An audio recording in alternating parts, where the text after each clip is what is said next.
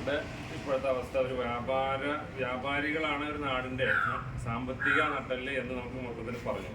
അത് ശരി തന്നെയാണത്. ഇന്നിപ്പോൾ നമ്മളത് മൊത്തത്തിൽ ആ ഒരു വിഷയത്തിൽ നിന്ന് ഒരുപാട് ഭീഷണികൾ നേരിട്ടുകൊണ്ടിരിക്കുകയാണ്. എന്തുതന്നെയായാലും നമ്മൾ വ്യാപാരികളെ, നാട്ടിലുള്ള ചെറുകിട വ്യാപാരികളെ ശക്തിപ്പെടുത്തേണ്ടത് നാട്ടുകാരുടെ കൂടി കടമയാണ്.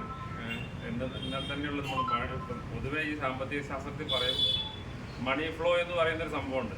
അത് ഇന്ന് മണി മൊത്തം, അതായത് സാമ്പത്തികം മൊത്തം വലിയ ഒരു 8-10 കോർപ്പറേറ്റുകളുടെ കയ്യിലേക്ക് അങ്ങനെ വലിഞ്ഞ് അവരുടെ അക്കൗണ്ട് ഒരു 8-10 പോകുന്ന ഒരു സാമ്പത്തിക രീതിയിലേക്ക് നമ്മുടെ നാട് മാറിക്കൊണ്ടിരിക്കുകയാണ്.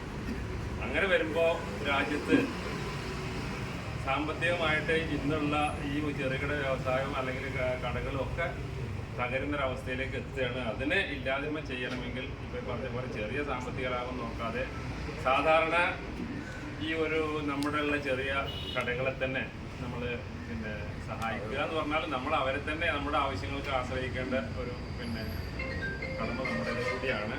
എന്തുതന്നെ ആയാലും നമ്മുടെ താഴക്കോട് വ്യാപാരി വ്യവസായികൾ എല്ലാ കാലത്തും നടത്തുന്ന റിലീഫ് പ്രവർത്തനങ്ങൾ നമ്മൾ കാണുന്നതാണ്. ഇക്കൊല്ലവും അത് മുടങ്ങാതെ നമ്മൾ പെരുന്നാളിൽ നടക്കുന്നുണ്ട്.